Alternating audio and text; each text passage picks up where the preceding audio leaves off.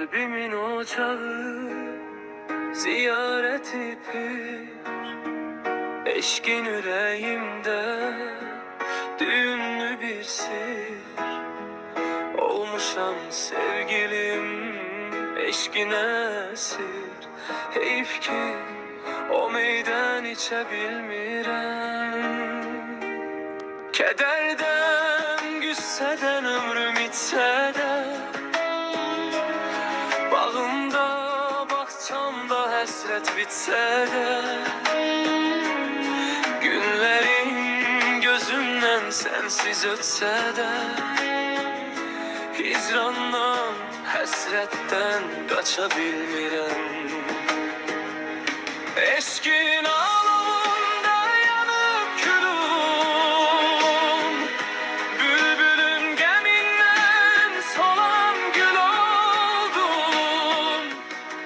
Ağıya bağlanan acı dil oldum, derdimi nedense aça bilmirəm. Eş kimsine meydan, kimsine sığınak, nedense alışmaz yanmayır çırak. Ağarmış dilimde həsrətsə dara, qanatsız quşam mən uça bilmirəm. Gözümün yaşı da axar bulaqlar, sustu hicranından düğünlü ürək.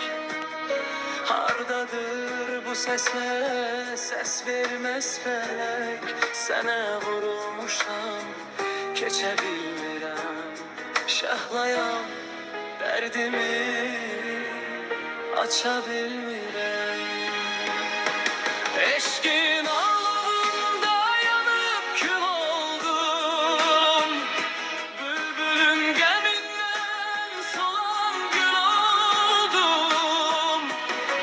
Ağıya bağlanan acı dil oldum, derdimi nedense